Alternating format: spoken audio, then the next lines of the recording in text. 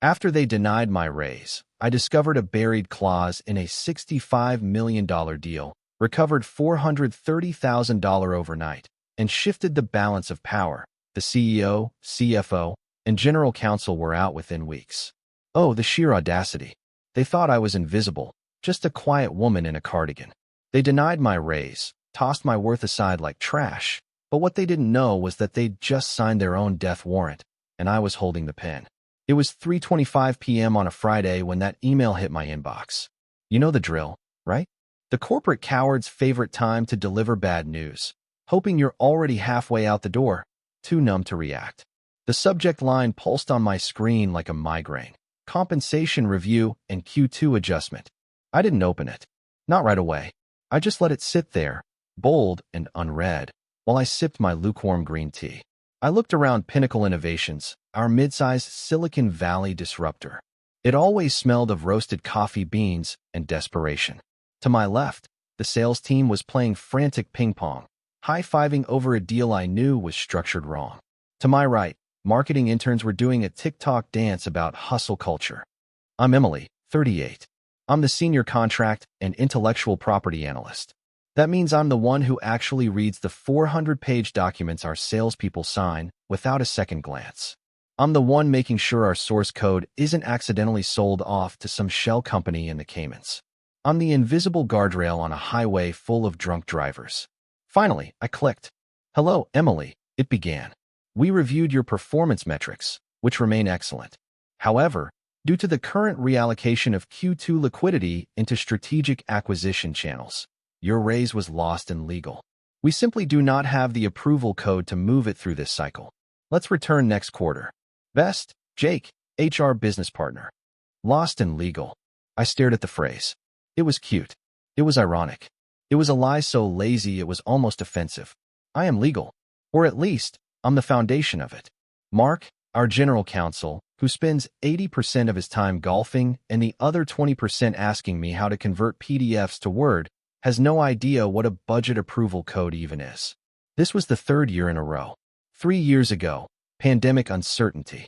2 years ago, market volatility. Now, lost in legal.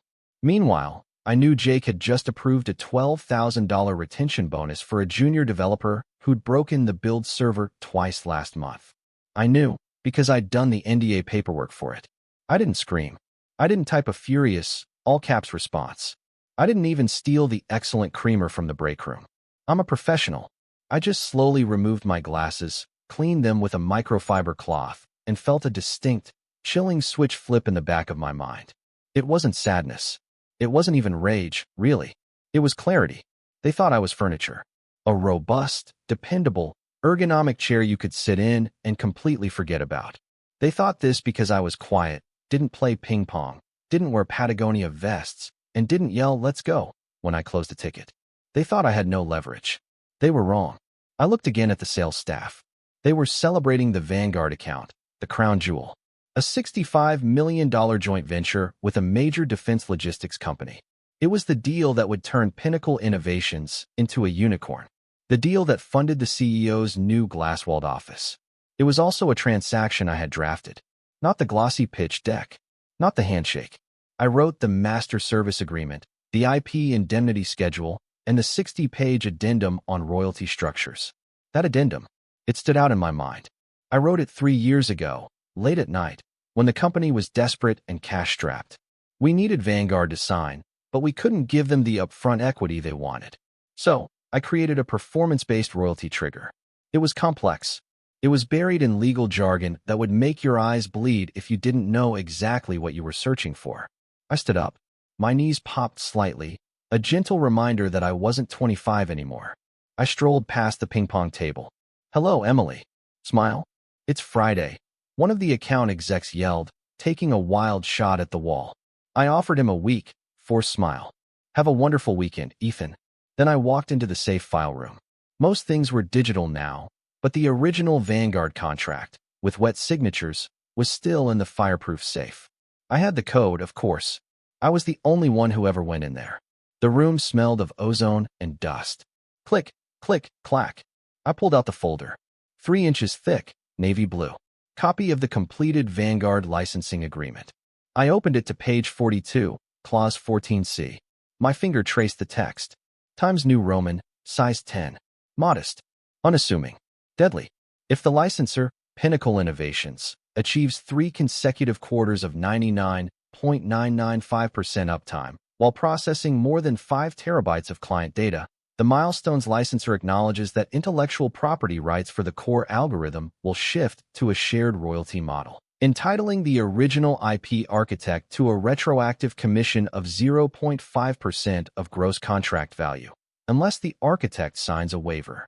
I verified the signature page. Vanguard CEO, our CEO, and Emily Parker, IP architect/drafting analyst. My name. I closed the binder. The silence in the filing room was heavy, but not empty. It was filled with potential energy.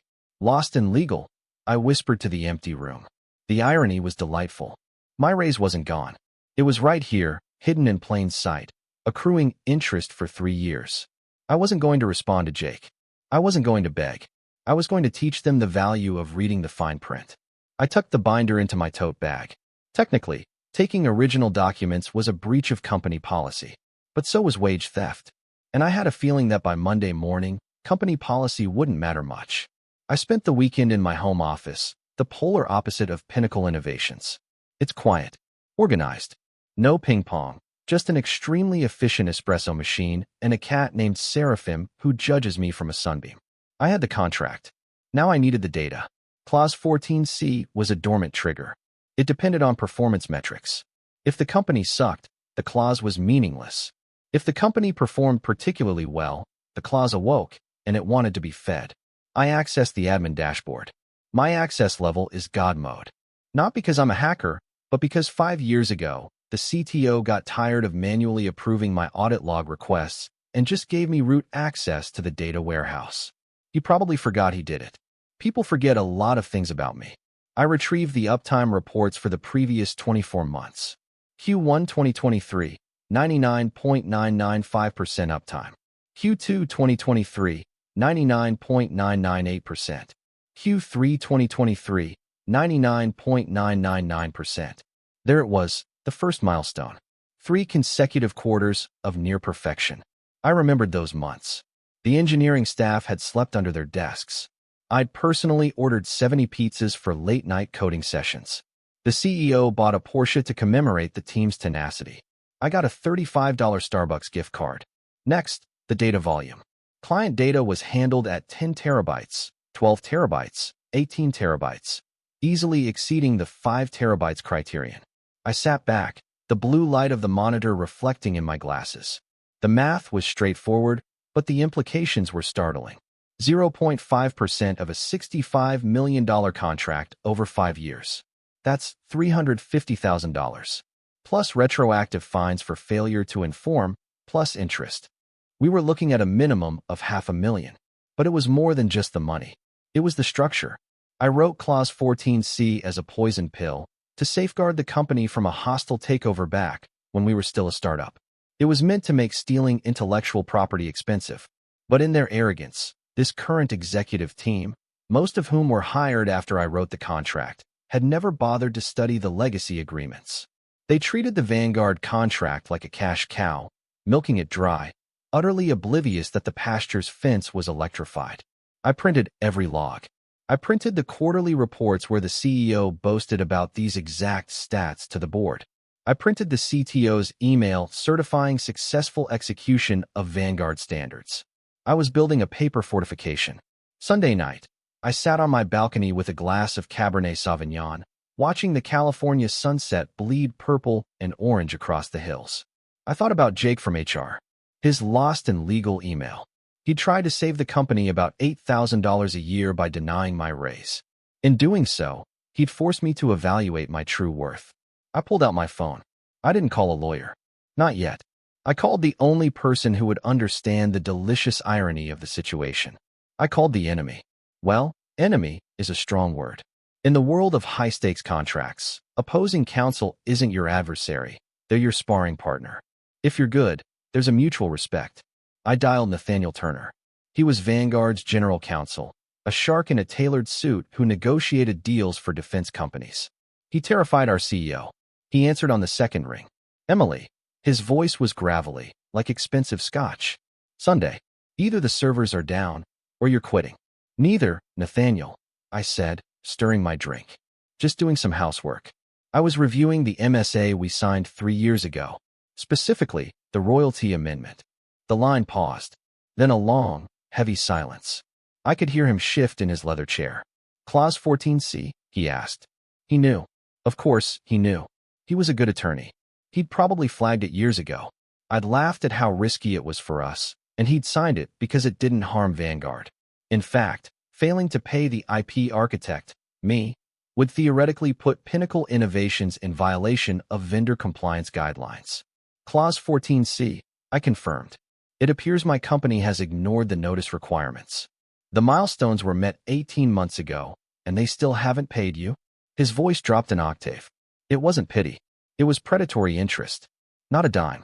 In fact, they just denied my cost of living adjustment. Nathaniel let out a chuckle. A dry, harsh sound. Emily, it is incredibly careless of them to breach payment obligations to the IP architect, as this threatens the indemnification shield for the entire software suite. Technically, Pinnacle Innovations is now using our systems without a valid license. Technically, I agreed. I just figured you might want to know before I filed anything. I appreciate the heads up, Nathaniel said. Tomorrow. Lunch. Third floor restaurant with awful lighting. See you at noon, Nathaniel. I hung up. My hand wasn't shaking. I had a level of tranquility I hadn't felt in years. I was no longer just an employee. I was a burden. And by Monday, I would be the most expensive problem they'd ever overlooked. The restaurant was named Elmer's. Dark, pricey, with steaks as big as hubcaps. The kind of place where deals were made in whispers, and the waiters knew never to break the silence. Nathaniel was already there, an untouched martini in front of him. He looked like a silver-haired wolf in a Brioni suit. He didn't stand when I arrived, just nodded to the empty chair. Emily, you appear familiar with the burial sites. I dug the graves, Nathaniel. Of course, I know where they are. I sat down, laying my napkin in my lap. Sparkling water, please, I told the waiter, who materialized from the darkness. Nathaniel cut to the chase before the water even arrived. My team evaluated the deal this morning. You're correct. Clause 14C is inviolable. It's actually brilliant. Who let you put that in there? The former CEO. He was desperate to close the deal. He told me to include whatever measures were necessary to protect the IP value. He believed it shielded the corporation from you. He didn't understand it shielded the IP author from the firm. Nathaniel smirked. And the current regime. Mark, a golf pro disguised as a general counsel. Mark believes force majeure is a French dessert. Nathaniel chuckled, but his eyes remained cold. He tapped a manicured finger on the table. Here's the situation from my perspective, Emily. Vanguard pays Pinnacle Innovations $20 million annually. We rely on your software. If Pinnacle Innovations violates its own internal IP compensation protocols, it creates a liability chain. If you sue them and win an injunction, you could potentially freeze the code. I could, I said softly, but I don't want to harm the product. I built the product structure. I only want what the contract says is mine. And you want them to bleed a little, Nathaniel supplied. I took a sip of sparkling water. I want them to understand that lost in legal is not a viable accounting strategy. Nathaniel removed a thin, precise folder from his briefcase and slid it across the white tablecloth. This is not legal advice, he explained, the standard legal disclaimer. But Vanguard takes compliance extremely seriously. If we discovered that a key vendor was failing to compensate its primary intellectual property architect, we would have to issue a formal notice of inquiry. I would demand an audit of all IP-related disbursements to ensure the software we use is free of encumbrances. I opened the folder. It was a draft letter addressed to the CEO of Pinnacle Innovations regarding an urgent audit of intellectual property compliance and royalties. It demanded proof that Clause 14C had been met. It quoted the exact milestones I had printed out. It requested a response within 48 hours. If you send this, I replied, looking up, Mark will panic. The CEO will scream. Good, Nathaniel said. They've been overcharging us for support hours for 6 months. I've been looking for a reason to squeeze them. You just handed me the vice grip. He leaned in. You understand, Emily, that once I send this, there is no going back. They will search for the leak. They'll know it's you. They will not know. I corrected him. They'll suspect, but they can't prove I spoke with you. Even if they do, California prohibits retaliation against an employee for asserting contractual rights to their own compensation. Nathaniel whispered, treble damages, savoring the legal term like fine wine. Exactly. Do it, I said. Nathaniel signaled for the check. I'll send it tomorrow morning at 9 a.m. I recommend you be in the office. The fireworks should be spectacular. We didn't shake hands. We didn't need to. We were two professionals who understood how the machine worked. I walked out of the restaurant into the bright California sun. I felt lighter. I returned to the office for the afternoon. I sat at my desk. I answered emails. I helped a junior associate fix a formatting error in an NDA. I was helpful. It was pleasurable. I saw Jake from HR walk past my desk, holding a green smoothie, wearing noise-canceling headphones. He didn't even look at me. Jake, I thought, you'll enjoy that smoothie. It might be the last thing you digest comfortably for a while. Tuesday morning at 9:02 a.m., the office buzzed with its usual caffeine-induced chaos. Marketing argued over font sizes. Sales rang a literal cowbell because a $500 subscription had been sold. Then the email arrived. I didn't receive it directly. It went to James, the CEO, David, the CFO, and Mark, the general counsel. I quietly monitored the network traffic headers. I saw Vanguard Legal's email enter the server, marked high importance. At 9:15 a.m., James forwarded it to Mark. Subject, FWD, urgent audit. Mark, handle this. It's probably just standard compliance spam. Don't let them slow down the Q2 pipeline. At 9:30 a.m., Mark forwarded it to the VP of Finance. Subject, FWD, urgent audit. David, they're inquiring about royalty structures. Have we got any of those? Just send them some generic financials. At 9:45 a.m., I got an email from Mark, general counsel, to Emily Parker. Subject, Vanguard whining again. Emily, Vanguard sent some formal nonsense regarding an IP audit and Clause 14C. Sounds like legacy contract gibberish. Can you write a standard, we are fully compliant response? Don't devote too much time to it. I need you to focus on the merger due diligence. THXG. I stared at the screen. I had to bite the inside of my cheek to keep from laughing too loudly. They hadn't even read it. They hadn't opened the attachment where Nathaniel had explicitly stated the milestones. They saw Clause 14C, had no idea what it was, and forwarded it to the only person in the company who did. They were asking the arsonist to investigate the smell of smoke. I opened the email. I replied, "Hello, Mark. I will record this in the compliance tracker.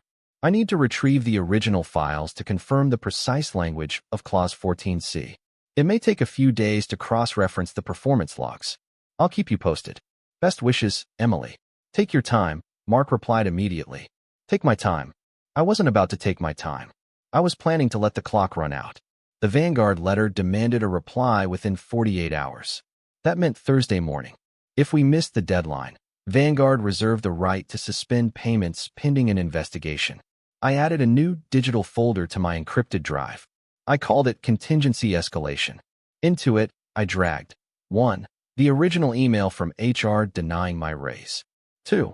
Mark's email asking me to handle the audit of my own unpaid royalties. 3. A PDF export of a Slack conversation where David, the CFO, joked about hiding profits to avoid paying bonuses last year. I save everything. Never irritate the person who oversees the data retention policy. Wednesday was a blur of surreal normalcy. I sat in meetings where James discussed radical transparency and valuing our employees. I watched him present a slide deck highlighting our record-breaking uptime. We're unstoppable. James pumped his fists. Vanguard is delighted with our performance. Oh, I believe they were less pleased that you were stealing from the creator of that performance. I looked at Mark throughout the meeting. He was scrolling Instagram on his phone beneath the table. He'd completely forgotten about the Vanguard email. To him, it was just another task he'd assigned to the assistant. I felt an unusual sensation in my chest. For years, I resented being invisible. I despised being the woman in the gray cardigan who fixed the formatting while the men took the credit. But invisibility was now my superpower. I was a ghost inside the machine, walking through walls, planting dynamite, and they were handing me the matches. Thursday arrived. The 48-hour deadline was approaching. I didn't send my response. I didn't write the compliance letter. Instead, I updated the ticket in our internal system. Status: pending legal review, awaiting executive approval. Technically, I was waiting. I was waiting for them to do their jobs. I was waiting for them to realize the cliff edge was right there. They did not. At 5 p.m. on Thursday, the deadline passed. At 5:01 p.m., my phone vibrated. A text from Nathaniel. Radio silent. Old move, I replied. They think it's spam. Delegate it to me. Reviewing. Nathaniel responded with a single emoji, popcorn. The trap was set. We just had to wait for the snap. Friday morning, the audit committee met. This was usually a bore fest where David, the CFO, tried to explain why we were burning cash faster than a bonfire in a wind tunnel. Today, though, the vibe was different. There was a strange energy. We gathered in the Disruptor conference room, with its glass walls, uncomfortable avant-garde chairs, and a $15,000 espresso machine humming in the corner. David stood at the head of the table. He was 35, wore a vest that cost more than my car, and exuded the confidence of someone who had never been told no in his life. Okay, team, David clapped his hands. This month's Vanguard payment seems unusual. Accounts receivable indicates the wire is pending. Does anyone know why? My heart beat with a slow, heavy thud. Vanguard had frozen the payment. Nathaniel moved quickly. Mark spun a pen. It's probably just a bank holiday wherever they bank. I'll ping them. Do it, David said. We need that cash flow for the Q3 offsite in Tahoe. A voice rose from the end of the table. Actually, it was Kevin, a 22-year-old junior analyst, fresh out of Stanford. Smart. Too smart. I was looking through the liability ledger yesterday. I noticed a flag on the contingent liabilities tab. Something about royalty class B. It's screwing up about half of the gross. The room went quiet. David frowned. Royalty? We don't pay royalties. We're a platform, not a record label. It's part of the legacy code base, Kevin persisted, tapping his laptop. Clause 14C. It claims to trigger at uptime milestones. Because of our high uptime, the system automatically flagged it as a liability. David looked at Mark. Mark, what the hell is Kevin talking about? Mark stared blankly. I don't know. Probably some old boilerplate that previous lawyers left in. Ignore it. I can't just ignore a flagged liability, Mark. Kevin's voice shook slightly. If the auditors see this. Kevin, David snapped. We don't pay royalties. Delete the flag. Reclassify it as a system error. I watched Kevin. He looked uncomfortable. He looked at his screen, then looked up and locked eyes with me. He knew I handled contracts. I held his gaze. I didn't shake my head. I didn't nod. I just stared at him with a neutral, intense expression that said, Don't be a hero, kid. Kevin turned back to David. But if the contract says, delete the flag, Kevin, David yelled. God, why does everyone in this company want to find problems? We're trying to scale, reclassify it, and move on.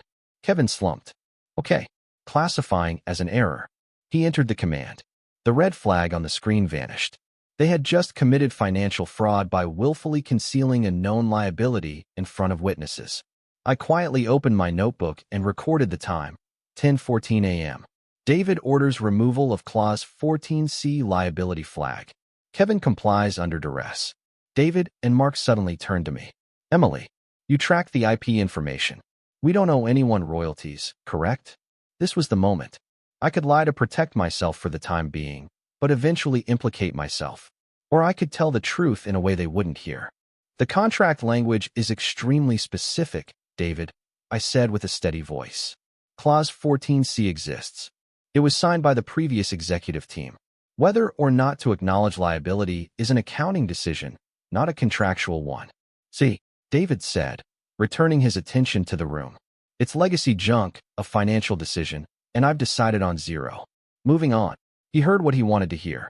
He heard, you could make a decision. He did not hear that he was breaking the law. I looked down at my notebook. My hand trembled slightly now. Not from fear, but from adrenaline. After the meeting, Kevin sent me a Slack message. Hey Emily, that clause had your initials on the draft log. You wrote it, right? I paused. Kevin was a good kid. I didn't want him to go down with this ship.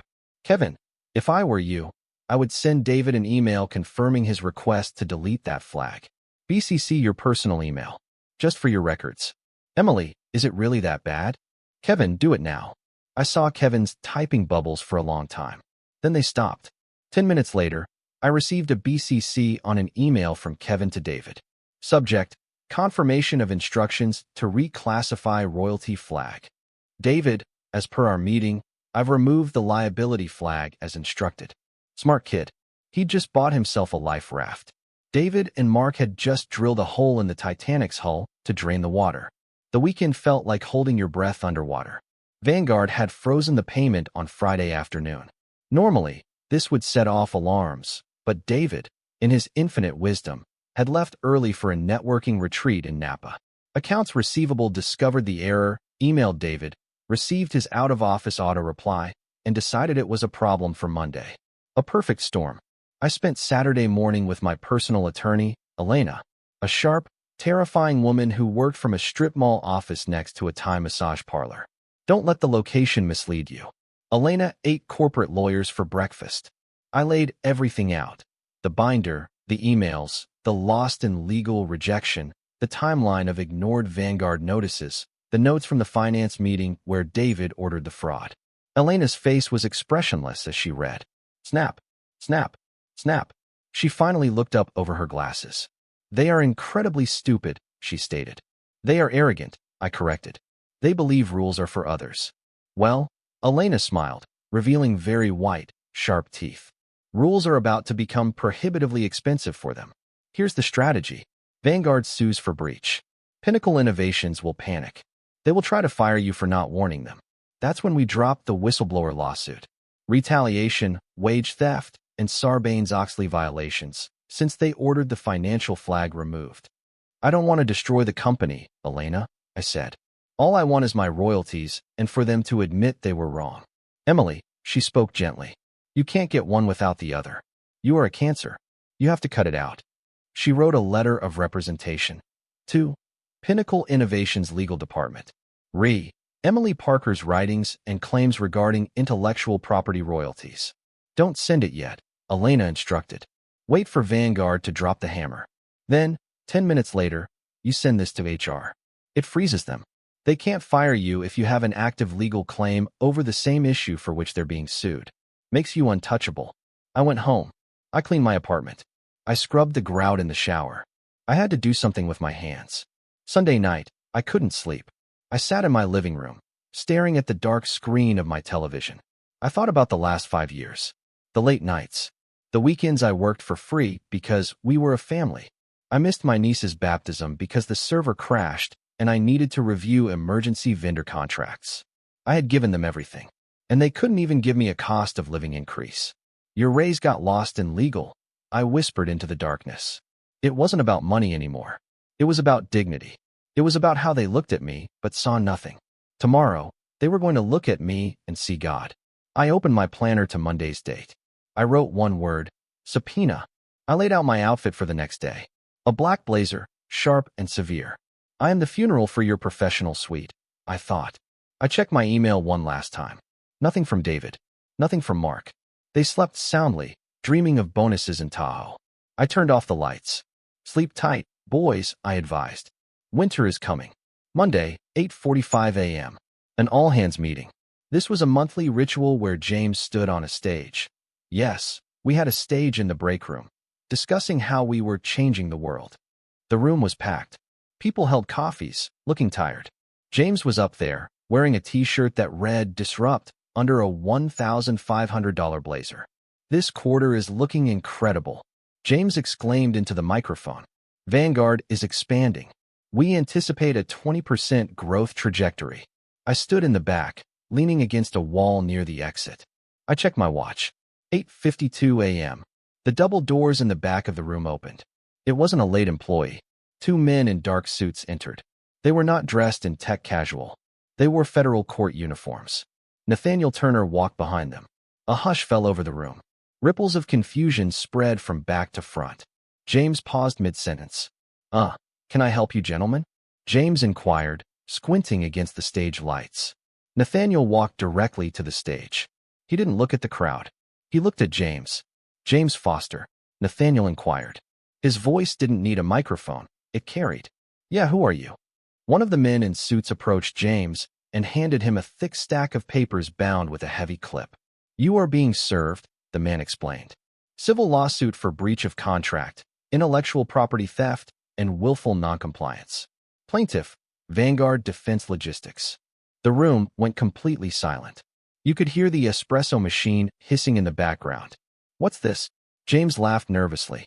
Is this a prank, David? Mark pushed his way to the forefront. Nathaniel, what the hell is this? We have a meeting scheduled. We had a deadline. Nathaniel cut him off. It expired on Thursday. You did not respond to the formal notice of audit. According to Clause 14C of Section 9 of the MSA, Vanguard is immediately terminating the service agreement for cause and seeking damages for unauthorized use of unlicensed IP. Terminating. James's face became the color of Elmer's glue. You are unable to terminate. That is a $65 million contract. The contract was for $65 million, Nathaniel corrected. Now it's a $100 million lawsuit, including treble damages for the fraud discovered during our preliminary review. Fraud, David squeaked from the side of the stage. We have reason to believe you suppressed known liabilities regarding the IP architect's royalties, Nathaniel said, scanning the room. He found me. I didn't wave or smile. I just adjusted my glasses. Nathaniel returned his gaze to James. Your license to use the software is revoked effective immediately. Unless, of course, you can prove you have paid the outstanding debts to the IP owner. James examined the papers in his hand. He flipped them open. We own the IP. Read page 42. James, Nathaniel said coldly, Clause 14C. You do not own it until you have paid the royalty, which you have not done. Mark took the papers from James. He scanned the page. I saw the moment it struck him. I saw his hands begin to shake. The paper rattled audibly. The raise, Mark spoke quietly. The cost of living adjustment. He looked up. He looked to the back of the room. He looked at me. Every head in the room turned. 200 people followed Mark's gaze to where I stood near the exit. I did not shrink. I did not look down. I walked forward. The crowd dispersed like the Red Sea. I walked straight up to the stage. Emily, James asked, his voice trembling. What is happening? I believe, I stated calmly and clearly, my raise has just been found. In legal. I removed an envelope from my blazer pocket. Elena's letter of representation, complete with whistleblower protection. I handed it to Mark. I believe this belongs to you, I explained. Then I turned to Nathaniel. Shall we go to the conference room? We seem to have some negotiating to do. Nathaniel smiled like a shark smelling blood in the water. After you. As Miss Parker and I walked out of the break room together, the silence collapsed into complete chaos behind us. 10 minutes later, we were in the boardroom. On one side, Nathaniel and I. On the other side, James, CEO, David, CFO, and Mark, GC. In the middle, a large stack of lawsuit papers and a deafening silence. James looked like he was about to vomit. Emily, we can fix this. We can unlock the raise. Retroactive. 5%. 10%. I laughed. It was genuine laughter. James, we are well past 10%. We're talking about Clause 14C. Do you understand what that is? You found a loophole in the contract. David yelled, perspiring. It's sabotage. It is a standard protection clause, Nathaniel interjected smoothly. One that your company signed, triggered by meeting the milestones, and then ignored when notified. We did not know. Mark pleaded. Emily, you did not tell us. I emailed you on Tuesday. I replied quietly. Subject, Vanguard whining again. You told me to handle it. You instructed me to prioritize the merger due diligence. You did not read it, Mark. You told me to handle it. Mark opened his mouth, then closed it. He knew I had the email. He knew I had the logs. Nathaniel leaned forward. Here's the reality. Pinnacle Innovations owes Miss Parker approximately $400,000 in back royalties, plus interest. Furthermore, you instructed your staff to remove the financial liability flag. Yes, we're aware of that. You are considering personal liability for the officers involved. David turned pale. Kevin, he whispered. Kevin is a nice kid, I said. Leave him out of it. So what do you want? James inquired. He sounded defeated. Do you want the money? Fine. We will pay $400,000. Just make the lawsuit go away. We cannot lose Vanguard. It kills the company. It's not just the money, I explained. It's the structure. You proved that you cannot be trusted with the IP. You attempted to defraud the system's creator. I moved a piece of paper across the table. It was a term sheet I'd created with Elena over the weekend. 1. Pay all back royalties immediately, totaling $430,000 plus interest. 2. The company issues a formal apology for compensation-related administrative errors. 3. Reinstate the royalty clause with a penalty multiplier for future delays. 4. My legal fees paid in full. James looked at the paper. Emily, this is a lot of money. It is less expensive, Nathaniel explained, than losing a $65 million client. Vanguard will only agree to drop the breach of contract lawsuit if Miss Parker signs a waiver stating that she is satisfied. If she doesn't sign, we walk today. James looked at David. David looked at the floor. Mark rubbed his temples as if he were trying to push his brain back into his skull. One more thing, I added. Everyone looked up. I want a promotion, I stated. Director of Contract Compliance. Reports directly to the board, not the legal department. I no longer trust Mark to read my emails. Mark flinched. And, I continued, I want complete autonomy to audit all executive expenses for compliance with vendor contracts. David's eyes widened. I knew what was in those expense reports. The client dinners that were actually bachelor parties, the business trips that were only to Napa. You can't do that. David hissed. Then Nathaniel files the lawsuit. I explained simply. And the discovery process will unearth all of those receipts anyway. David, it's your choice. An internal audit by me, or a federal audit conducted by the court. For more than a minute, the room was silent. The air conditioner hummed. James slumped in his chair. He looked at me. Really looked at me. First time in 5 years. He couldn't see the quiet woman in the cardigan anymore. He saw the person who held his life in her hands. Fine, James whispered. Done. We'll sign. Excellent, Nathaniel explained, clicking his pen. I've got the installment agreement right here. I watched as they signed. James's hand was heavy. David appeared to be signing his own death warrant. Mark just looked tired. When they finished, I took the document. Thank you, I replied. Now excuse me. I have some work to do. Apparently, there was a compliance issue that became lost in legal. I need to go and fix it. The wire transfer arrived in my account on Wednesday for $130,000. I stared at the number in my banking app. It looked like a telephone number. It felt like freedom. But the money was only the beginning. The real payment was fear. The following week, the changes began. James announced he would step away from day-to-day operations to focus on visionary strategy. Translation: when the board learned about Vanguard's near miss, they placed him in timeout. David, the CFO, chose to pursue other opportunities. He was escorted out of the building on Tuesday. I watched from my office window as he carried a box containing personal items to his Porsche. He did not look back. Rumor had it my first audit of his expenses revealed some very interesting invoices for consulting fees paid to his brother-in-law. Mark remained, but as a ghost. He sat in his office, door closed, actually reading contracts now. Every time he saw me in the hallway, he nodded respectfully and scurried off. As for me, I got the corner office with a view of the bay. I replaced the Hustle Harder neon sign with a lovely, tasteful abstract painting. My current title is Director of Strategic Compliance and Intellectual Property Governance. I hired Kevin. He's now my senior analyst. We follow a strict policy. We read everything. We flag everything. And we never ignore a red cell on the spreadsheet. The office culture also changed. The ping-pong table was moved to the basement. The salespeople learned to knock before entering my office. They discovered that Emily must sign off on this. So you'd better have your paperwork in order, or God help you. Nathaniel and I have lunch once a month. We don't discuss business much. We talk about wine, travel, and the stupidity of people who believe they can decipher the fine print. About 6 months later, I received an email from Jake in HR. Subject: Annual Review and Compensation Adjustment. Hello, Emily. I just wanted to let you know that your new compensation package has been fully processed and approved by the board. There are no issues this time. Best wishes, Jake. I smiled. I took a sip of my expensive tea, imported from Japan and now expensed to the company. I replied, Thank you, Jake. Make sure to file it correctly this time. We don't want it to get lost in legal again. I shut my laptop.